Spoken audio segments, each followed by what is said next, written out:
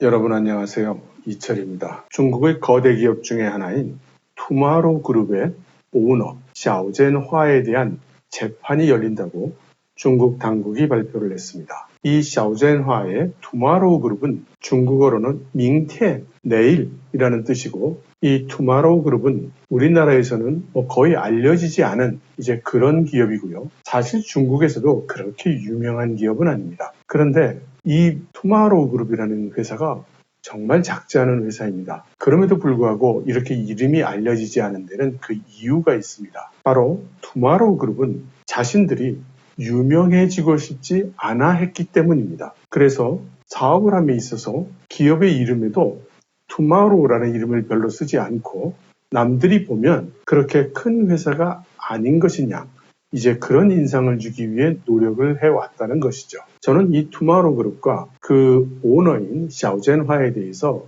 약 2년 전에 SNS에 글을 써서 소개를 한 적이 있습니다. 이 샤오젠화가 유명해진 것은 5년 전인 2017년에 홍콩의 한 호텔에서 여러 명의 괴한들에게 납치된 사건이 있었기 때문입니다. 당시에는 누가 납치했느냐를 두고 여러 말이 많았는데 다들 아마 중국 당국이 아닐까 이렇게 의심은 했지만 확실한 증거가 없었기 때문에 단정 지을 수 없었죠. 그런데 이제 중국 당국에서 정식으로 이제 재판을 한다고 이렇게 발표를 했으니 당시 샤오젠화를 납치했던 것은 중국 당국임이 밝혀진 셈입니다. 이 투마로우 그룹은 어떤 회사일까요? 이 회사는 금융 각 분야의 사업을 전개하고 있는 금융 전문 기업 집단입니다. 그리고 그 기업들이 이렇게나 많이 있고, 그 5년 전 당시 기준으로 보유 자산이 3조 위안, 그러니까 지금 환율로 하면 거의 600조에 달하는 그 정도의 자산을 가진 그런 회사입니다. 한국의 은행들에 비해서는 10배 이상 되죠. 그리고 소문에 의하면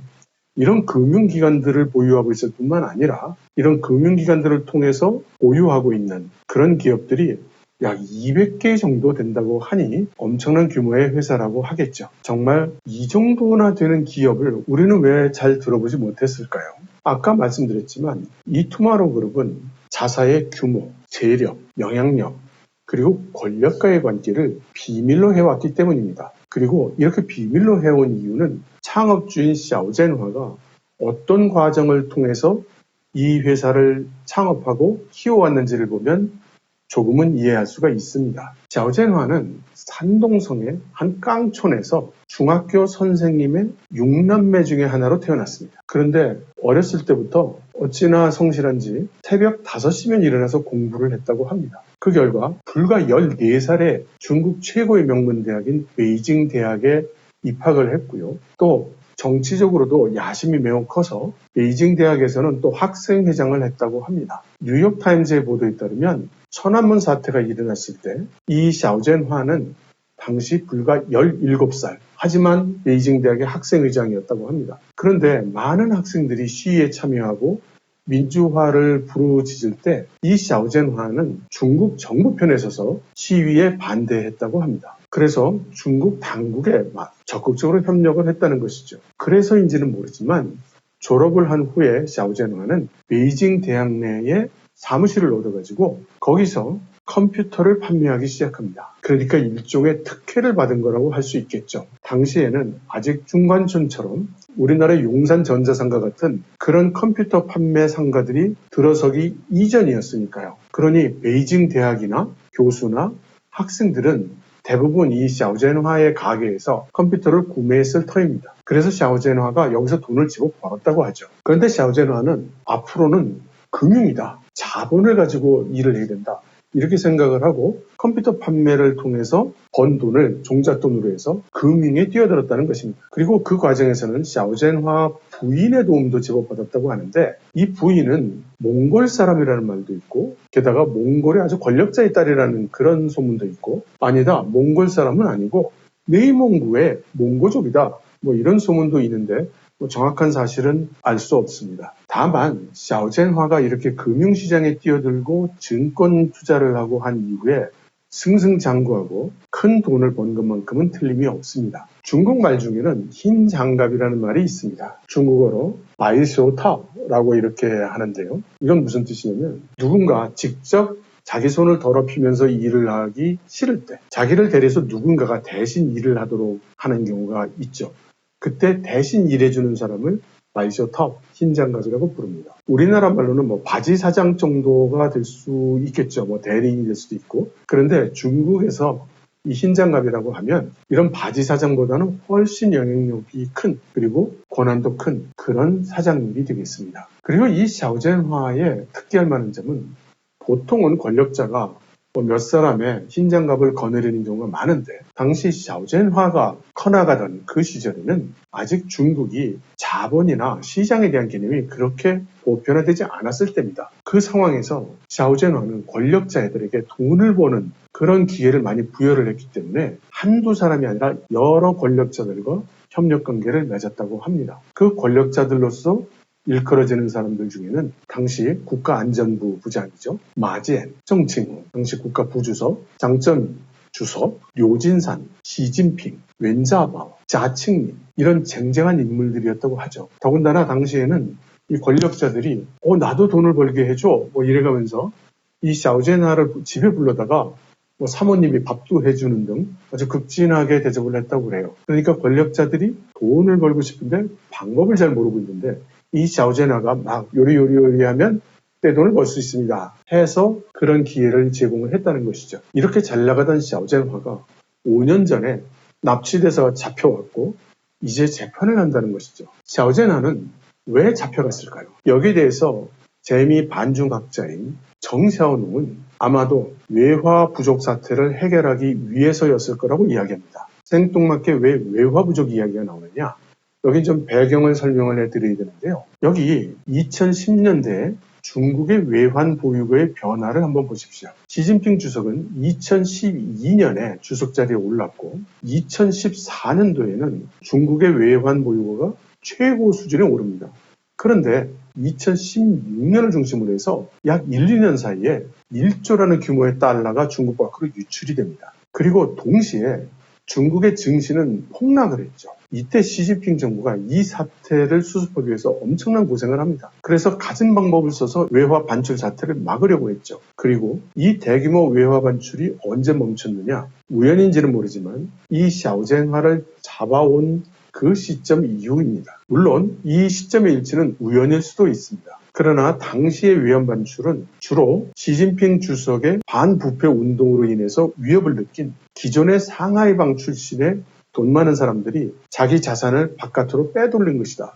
이런 해석이 가장 보편적이죠. 그래서 2016년 말에서부터 2017년 초까지 사이에 이러한 대규모 외화 반출을 멈출 만한 어떤 사건이 일어났다고 보는 것이 합리적입니다. 그리고 정샤오농은 바로 그 사건이 샤오젠화를 홍콩에서 체포해서 데려온 그 사건이라고 이야기하고 있는 것이죠. 샤오젠화가 2017년 1월 27일에 체포가 됐는데 본인들의 치부 과정 그리고 그 금융 거래 내용을 잘 알고 있는 샤오젠화가 잡혀간 이상 많은 사람들이 외화 반출에 조심스러워질 수밖에는 없었다고 그렇게 해석을 하는 것입니다. 샤오젠화는 일찌감치 해외로 나갔고 캐나다 국적도 취득을 했습니다. 그리고 2014년에는 뉴욕타임즈와 인터뷰를 했는데 이때 시진핑 주석의 누나 부부에 대한 폭로를 합니다. 사람들은 그것이 샤오젠화가 신변에 불안을 느끼고 시진핑 주석에게 간접적인 위협을 한 거라고 그렇게 보고 있습니다. 내가 당신과 관련된 여러 비리 정보를 알고 있어서 나를 더 핍박하면 다 터뜨리겠다. 이제 이런 취지로 이런 인터뷰를 했다는 것이죠. 그 구체적인 내용은 2014년 6월 14일 뉴욕타임스 보도에 잘 나와 있습니다. 샤오젠화는 2013년에 시진핑 주석의 누나 치차오차오 그리고 매형 덩자괴 이 두 사람이 설립한 페이퍼 컴퍼니의 지분 50%를 샤오젠화가 매입을 했다는 것이죠. 물경 3억 달러나 주고 매입을 했다고 합니다. 페이퍼 컴퍼니의 50% 지분은 사실상 뇌물이라는 것이죠. 그러므로 정샤오농의 분석이 맞다면 대충 사건이 이런 식으로 전개가 되어온 것입니다. 2012년 시진핑 주석이 자리에 오른 후 2014년에 반부패 사정을 시작했고 다른 파벌들이 위협을 느끼고 자산을 해외로 이전하기 시작했다는 것이죠. 그리고 이 일을 비밀리에 도운 것이 그동안 파벌을 막론하고 돈벌이에 관련된 일을 해준 샤오젠화라는 것입니다. 그런데 샤오젠화가 이 시진핑 주석의 사정의 칼날이 정치인이 아닌 장사꾼에 불과한 자신에게까지 다가온다고 느끼고서 뉴욕타임즈와 인터뷰를 했고, 여기서 시 주석 누나 부부에게 자기가 3억 달러 준 거를 폭로를 해서 간접적으로 시진핑 주석에게 메시지를 전했다는 거죠. 하지만 시진핑 주석은 이런 식의 협박에 넘어갈 사람이 아니었고, 거꾸로 불같이 노해서 가족들에게 모든 이권 개입을 중지할 것을 명령했고, 샤오젠화를 당장 잡아들이라고 명령을 했다는 것입니다. 그렇게 해서 샤오젠화는 홍콩에 도피해 있다가 잡혀왔고, 샤오젠화가 일단 시진핑 주석 그룹 손에 들어가자 다른 파벌들은 움직이기 어렵게 됐다는 것입니다. 대리인이 없어지면 직접 손을 써야 되는데 시진핑 주석의 반부패 운동도 직접 일을 하기에는 너무나 위험했기 때문이라는 거죠.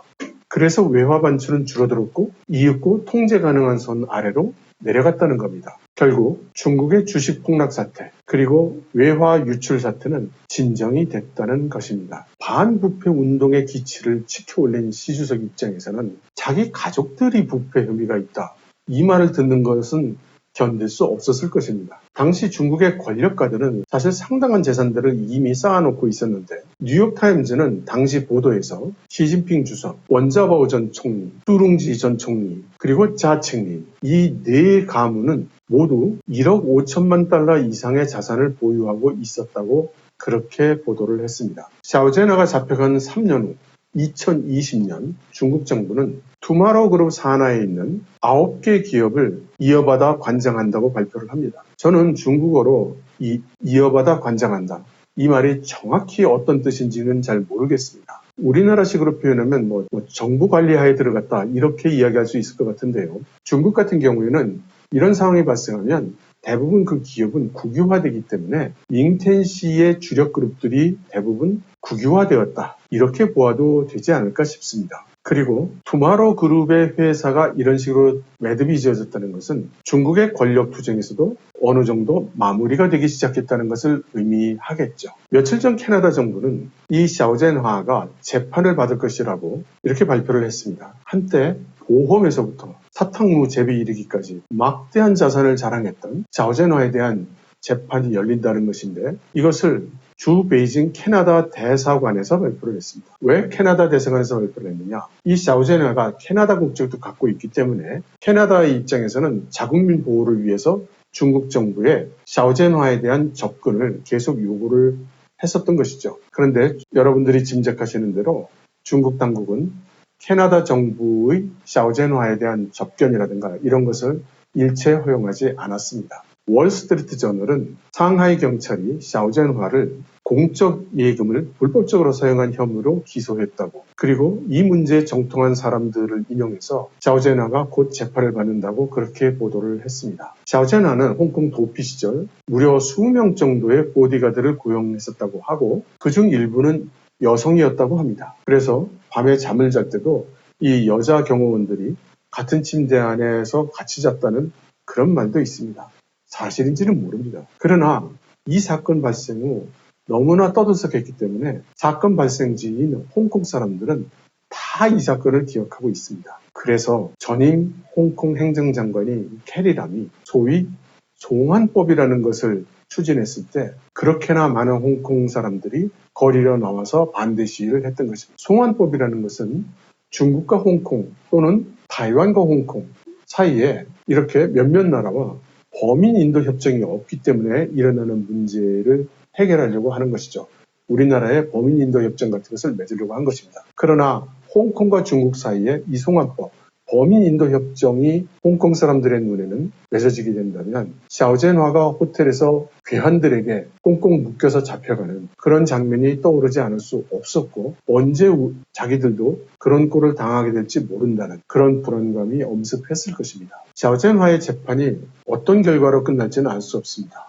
그러나 이미 5년간에 걸친 조사를 하지 않았습니까? 이제 뽑아낼 수 있는 정보는 거의 다 뽑아냈을 것입니다. 그리고 아마도 그 정보들은 이제 얼마 남지 않은 중국 공산당 20대 시진핑 주석의 연임 여부가 결정되고 차기 중국의 지도부가 결정이 되는, 따라서 물밑으로 진행되던 중국 상층의 권력 투쟁에 있어서 이 샤오젠화, 그리고 투마로그룹 이 부분도 이제 매듭이 지어진다는 것을 의미할 것 같습니다. 여러분 들어주셔서 감사합니다.